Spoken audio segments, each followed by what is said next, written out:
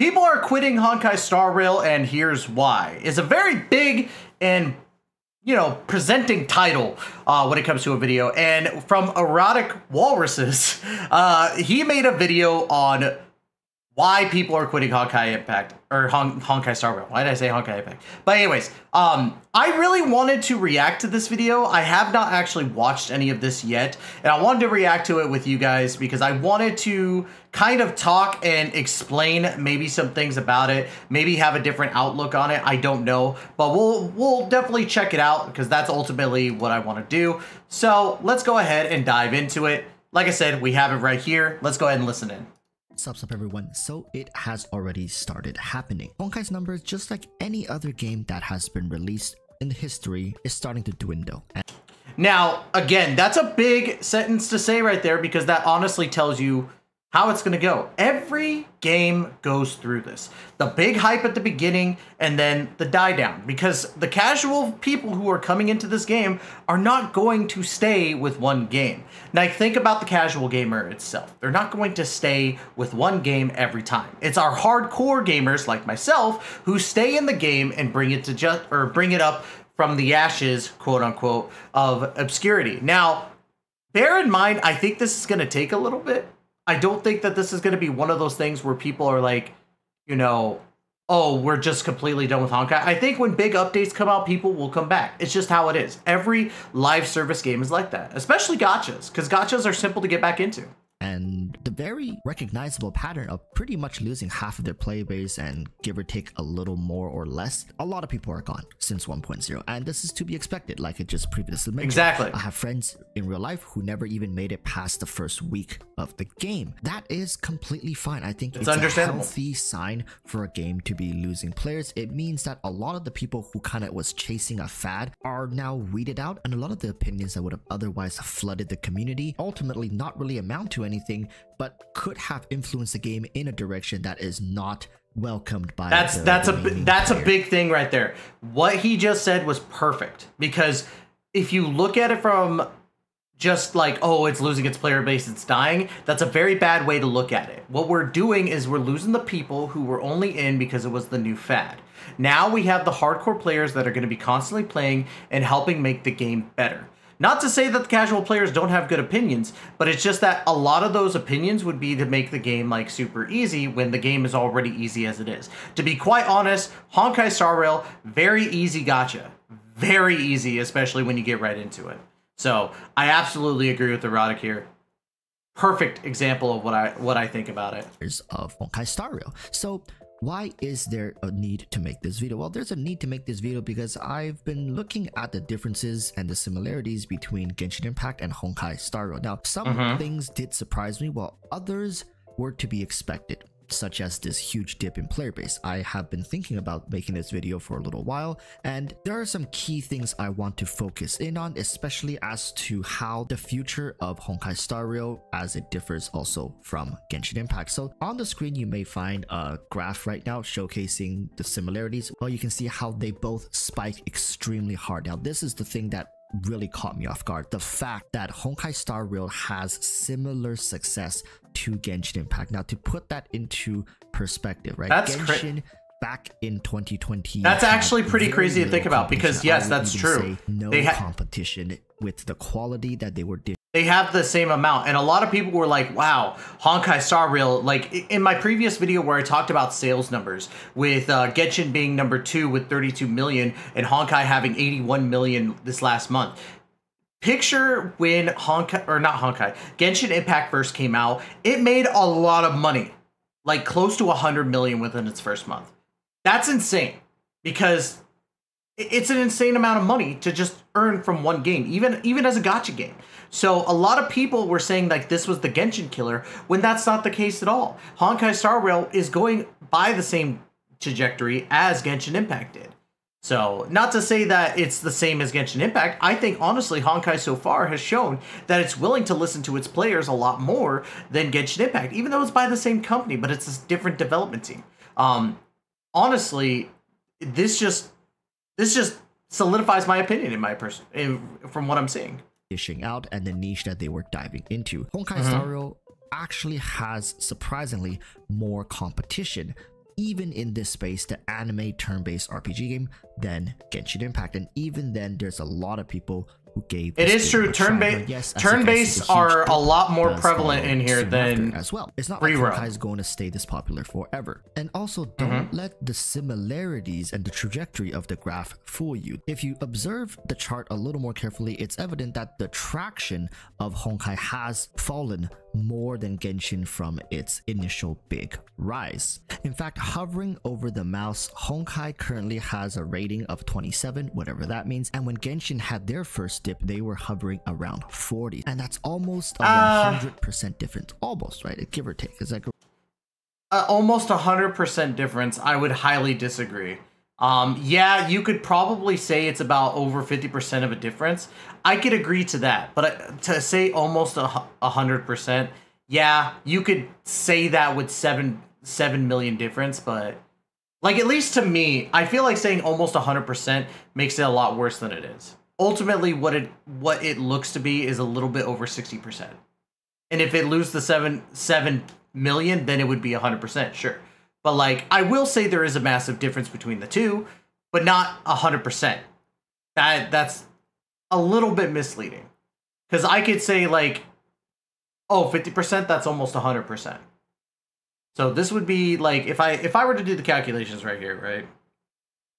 Let's see, let me pull out the calculator. That way I could actually look like a better idiot than anything else.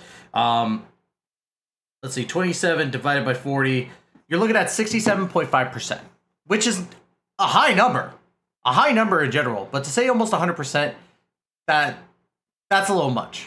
A little much. Just my personal opinion. If you disagree in the comments, please let me know. Around like 80% difference, which is huge in terms of 80%, yes. Now, almost 80% is definitely data, but I a would bigger want to thing. argue that Honkai will continue to level off like Genshin did, and with the release of new regions and stories, and of course our beloved characters, the game will continue to do well. However, now we have to talk about some of the biggest differences between Honkai Star Rail and Genshin Impact.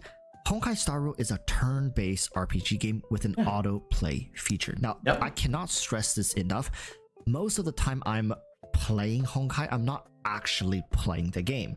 I think that's everybody at this point. Playing itself, and I'm actually doing something else, with the rare exception of me challenging the Memory of Chaos. Now, here's the thing about Memory of Chaos. If you can't beat it, there's a very high likelihood that you're not going to be beating it in the next 5, 10, 15 minutes. Oftentimes, it's a lack of stats, lack of synergy, lack of counters, which is not something that you can make up for in the next 5 to 10 minutes. Why am I saying this? It means that if you run into a wall in the Memory of Chaos, chances are you're not going to be surpassing that for weeks, if not months, right? Depending on if you need a character, you need to level up your characters, or you need to level up your traces, or get better.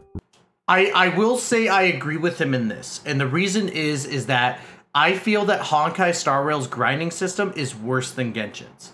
And it's only because how many resources you're going to need versus how much you get.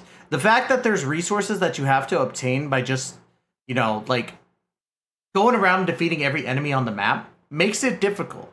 Now, granted, it has the same thing as Genshin Impact. However, Genshin Impact makes me want to fight those enemies because it is the free roam style. I don't want to go there and just auto every single battle that there is. Like, I feel that that's the boring part of Honkai Star Rail. So I could back this. Like, if you're stuck in something, you're stuck. At least for a little while, until either you get a new character, you level up your team all the way, or something or other, to be quite honest. So I could agree with that. Relics, all of these things take time, and the process of getting those things is automated for the majority of them, right? So most of the time you're not really playing the game, and a lot of you guys 100%. Have pretty much caught up to the story, although I'm not going to really talk about it, so don't worry about spoilers. So there's not a new storyline for people to follow through with in this current patch. Now, I don't know about patch. I will say I was very surprised about that. Was very surprised. So I definitely want to say that because, like, I didn't understand where they were going with, if they wanted to solely focus on like the events being the part of the story that they're talking about. But it was very strange to go from 1.0 with a massive amount of story to 1.1 where there was no story and only events. if we look at Genshin Impact, it had an addition to the story, and we didn't see the filler episodes until versions, I believe, 1.5 and 1.6. We had 1.0 to 1.4 with massive story updates to 1.5 and 1.6, all filler. This one, we had 1.0, which had the massive amount of story, and then 1.1, which is just solely based on events. Now, granted, those events, in my opinion, have been really good so far, but I think that sacrificing story for events is a bad idea. So hopefully they pick back up in 1.2 and we go from there. Over the other contents of the game. This is another major reason why I'm slightly concerned for the game's longevity. 100% was made understandable. He highlighted that when it comes to hardcore turn-based RPG players, which I would imagine a lot of them did decide to stay, right? When people usually quit games en masse, it's the casual players who are hopping from game to game, checking things out, trend chasers. They were never really going to stay and be committed absolutely to the not. and intricacies of the game. The people who are a little more try-hard, people who have invested both time and potentially money into the game, likely cares a little more about how the game is played and the inner workings of it. So Varus himself said he was an avid turn-based RPG lover, and the design for Honkai Star Rail just isn't complex enough to keep someone like him to stay engaged with the combat system. It's far too simplified, and HONKAI's attempt to reach as many players as they possibly can now seemingly will backfire in the long run.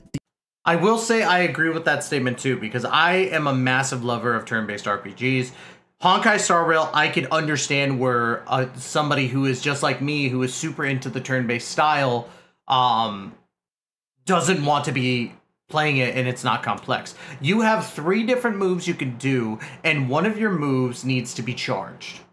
And another one of your moves is based on how many skill points you have, instead of focusing on each individual character's mana or the amount of moves they have. Like, if you think of something like, even, you know, one of the most famous RPGs out there, Final Fantasy VII, the original Final Fantasy VII, you had all your limit break attacks, all your extra attacks, all your, you know, magic-based attacks that you would have equipped to said characters, plus the items that you could use during battle, like a grenade or something like that. You had many options for your turn. However, in Honkai Star Rail, you don't have many options, which makes it simplistic in design, which was meant to happen for the casual player. And so I could absolutely agree, for people who are avid turn-based RPG players, like myself, it can get to where it's like, oh, it's really simple, blah, blah, blah, blah, blah.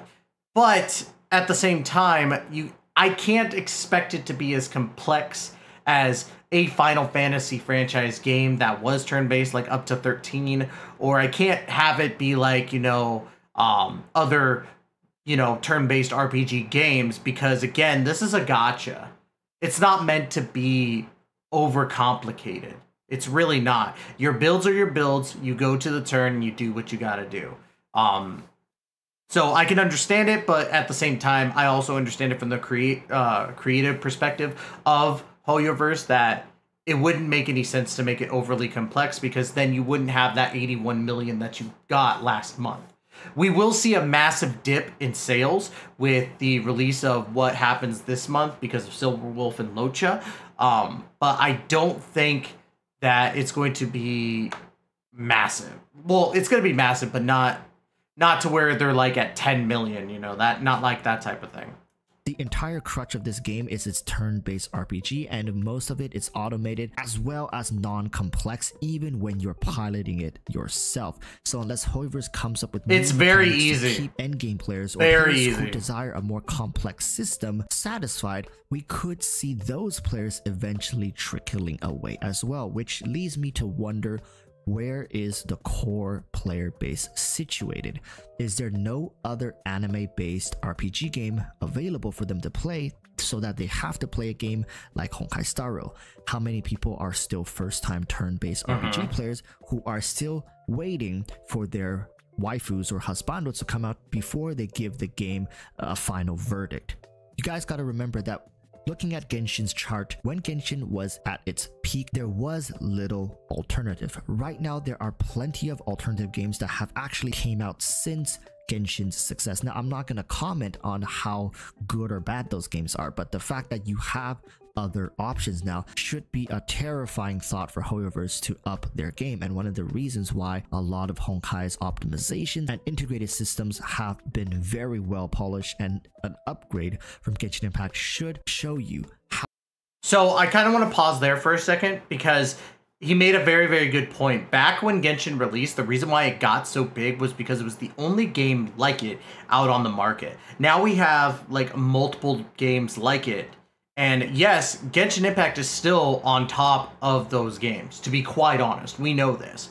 But Honkai is not revolutionary, I guess, in that sense of when it comes to its turn-based combat, as we just said with other turn-based RPGs. But there are other turn-based gachas out there. One that comes to mind is Artery Gear. You have Danmachi Memory Freeze, which is going away, sadly. Over on the JP side, we have Princess Connect Redive. There's plenty of other games also out there. Outside of those three, there's plenty of them. But there's other options out there. Genshin came out at an opportune time because nobody else was doing that. How much Hoyoverse cares about satisfying the general player base. Now, again, I keep emphasizing the general player base, right? The masses.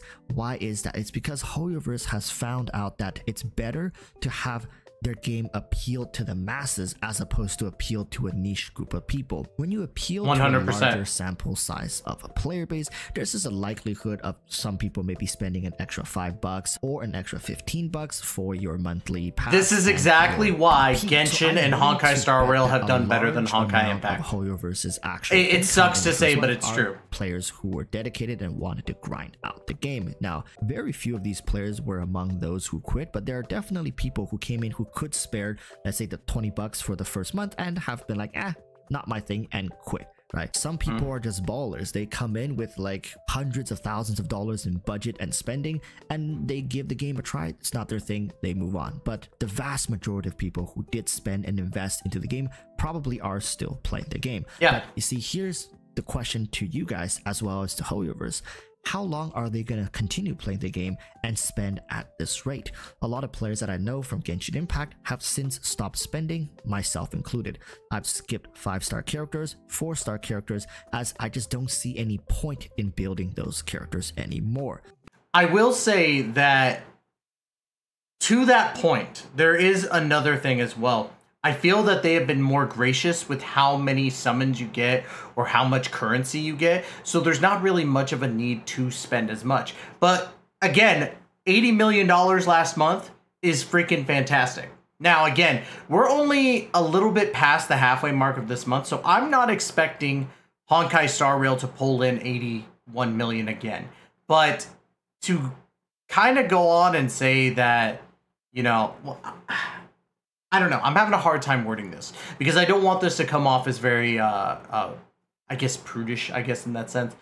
But I feel as though Honkai Star Rail is still going to do absolutely fine. I think that this is, again, another one of those things where people think that because of how the player masses have dipped because the casual players are out, people look at that as the death of the game. It happens with every single game. Not everybody is playing this one game every single time. Even the biggest games like CSGO, Call of Duty, Valorant, Fortnite, they see dips too. They see dips and rises every single time. It happens. That's why games like Genshin Impact have lasted for 3 years, because they get spikes and then dips. Spikes and then dips. Why? Because of the additions to the game. Now, I will say 1.1 in this essence has been not a miss, but a very confusing time. So that's really all I could say about that. Both games does not incentivize group play. There are co-op features or systems. I think that Honkai missed the thing with that when it came to group play. In certain combat runs and Genshin Impact, you can visit people's world and have them visit yours. But it really isn't developed to make you feel like you're a part of a bigger community unless you go online. And this isolation in a live service game where you're playing on auto for 90% of the time. I'm saying 90%. I think it's probably even higher than that once you get to late game. Right? Once your characters are level 80, for those who are Trailblazer level 60 and above, your characters are built you're just farming materials every day, and you probably get to only play the game for 10 minutes a day. You are already at Genshin's endgame, right? People are starting to slowly push Memory of Chaos, running into a wall, realize they have to go back, level up all their other characters, supports, whatnot, to level 80 as well, along with the light count, and you're just farming day in, day out, with no new story quests, no ways to interact with other players, right? No huge global size events that incentivize you to play more. So Hoyoverse does. One thing I will say that I wish that Hoyoverse kind of considered is something that Dokkan has kind of done with getting players to work together in the sense of, like, you know, Twitter campaigns and all that stuff, but you could also do something for inside the game. Like, I get where he's coming from on this, and I absolutely agree. There's no incentivizing playing with players in Genshin Impact. There's no incentivizing actually having friends outside of, like, having somebody who has a better unit than you in Honkai Star Rail. So I wish that Hoyoverse would really take that into consideration and be like, how can we make it so people will want to play with their friends consistently? What can we do to incentivize people to continuously play our game with their friends? I 100% agree with that. Designed another side game, which I don't think there's anything inherently wrong with that. It's just in this topic that we're talking about the longevity of Honkai. I will say, from my understanding, there might be some stuff with Zenless Zone Zero when it comes out that is going to be co-opable in that regard, which I truly hope it does, because if it does, it's a game changer for Hoyoverse. I feel that Zenless Zone Zero has that potential as well, but we don't know yet. We don't know. Honkai Star Rail, a title like Zenless Zone Zero is on the horizon. There we go. Look at that. Perfect timing. Is also coming in the near Wuthering future. Waves looks really good. Honkai Star Rail going to be once those titles hit the market? That's really the question that I'm asking. And in my honest opinion, it doesn't look too hot for this game, right? Whilst a core community will start to form, I do think the vast majority of people will start to migrate away and into new titles, mainly because Star Rail just doesn't have the charm of a complex turn-based RPG game, and nor does it have the incredible casual aspect of, let's say, a Pokemon game, a single player casual turn-based game either. It floats in between these two realms and kind of in this purgatory realm of, well, there's a lot of money you can sink into this game, but everything is single player, so there's really no real reason for you to drop thousands of dollars apart from the fact that you just really want to do it yourself, or you have no self-control and you kind of fallen into this money pit that Hoyoverse has created. And a lot of that's what it's going to end up being, is that it's the money pit. The money pit is basically what's going to happen to a lot of players. Now, I've been guilty with Genshin Impact because I summon for every single character. However, with Honkai, I have not gone the same route. Granted, yes, I do have all three of the banner characters in Seele, Jingyuan, and Silverwolf. Silverwolf I got completely lucky on. But ultimately, I did not spend money to get Silverwolf. That's the biggest thing. I use free to play, and I still have about 4,000 gems left over for when Luocha comes out and I go summon for maybe a little bit of Yukong. But ultimately, I'm going to be free to play for the most, or not free to play, but miniature dolphin minnow guy in Honkai Star Rail, because I want to see what happens with something like Zenless Zone Zero, like Wuthering Waves, like any of those types of games, and see if there's one that does it better. Because right now, the best thing that Honkai Star Rail has is making players feel like they're compensated in essence. Now, bear with me on this. To give out 10 of those like battery life things that give you 60 resin in essence, or Trailblaze power, where you have to fight Genshin to even get a fragile resin, that's big. That's a lot of freaking like Trailblaze power. So I feel as though they're better at compensating the players, but not good at keeping them. So people have also mentioned that Hoyoverse likely will just default back to what they did with Genshin Impact, saying Memory of Chaos and Simulating Universe is all you're gonna get till the server close. Pretty much with what Genshin has, no new content that's combat based will ever come to Genshin Impact, and Hoyoverse is doing the exact same for Honkai Star Rail, as they see a huge success initially, and as long as they can level off and keep the game where it is currently, they will be happy raking in hundreds of millions per game. And maybe once Zenless Zone Zero comes out, they can take all the hardcore and people who want to grind and push them more towards that game. So then they kind of have two casual side games and then one maybe, like I said, maybe hardcore game for people to sink their teeth into. And this way, again, they can maximize the reach they have on the market. Well, they already have 3 casual games, and that's Honkai Impact, Genshin Impact, and Honkai Star Rail. So people will say all they want. Honkai Impact is not making that much money. Let's be honest here. It's not. But they continue with it because there's still that core amount of game there that people really do enjoy. It's still continuing to this day. Will it survive long? Maybe not, but it's been surviving for a while with the minimal amount of resources. So, and really, there's a player base for it. I'm not making excuses as to, you know, oh, well, he's just wrong, because he's not. What he's saying is true. Like, Honkai Star Rail's casual. It's a very casual game. And unless Zenless Zone Zero changes things, we're just going to continue to sink in hundreds of millions of dollars into a new Hoyoverse game, and then it peter out into, you know, terribleness. But I don't think that any of these games are truly terrible. I think that we have dry spells. I think we have mishandled updates, like with 1.1. So I think there's that. I don't think that Honkai Star Rail will just die. I don't think that's going to be possible for Honkai Star Rail. But I do think he has a point in there needs to be something that changes with Honkai Star Rail to make it that big game like Genshin Impact. Honkai Star Rail, I think, is just going to be one of those titles that hovers in the background in the future. I really don't think this game is going to be revolutionary, both in the mechanics of turn-based games, nor the casual aspect, like again, Pokemon, right? It's a turn-based game. I just don't think it's quite there yet. But I will say I agree with him in that regard. I don't think that Honkai Star Rail is going to be the biggest game out there, but I do think that right now a lot of people enjoy Honkai Star Rail still. I see it in my videos. I see it when people are talking about it in the subreddit. You know, people are still relatively enjoying the game. It's just more so we want more story and we want more of this. I still think that, honestly, when it comes to Honkai Star Rail, there's plenty of other stuff that it could do, and we need to give it just a little bit more time to build into it. Now, when 1.2 comes around, who knows? We might get a massive hit to the story, some massive updates, some quality of life stuff. I don't know. I'm just guessing here. But I really hope that that's the case. If not, you know, Honkai Star Rail falls into the Honkai Impact side, where people play it, but you don't hear much about it. But that's going to be it, guys.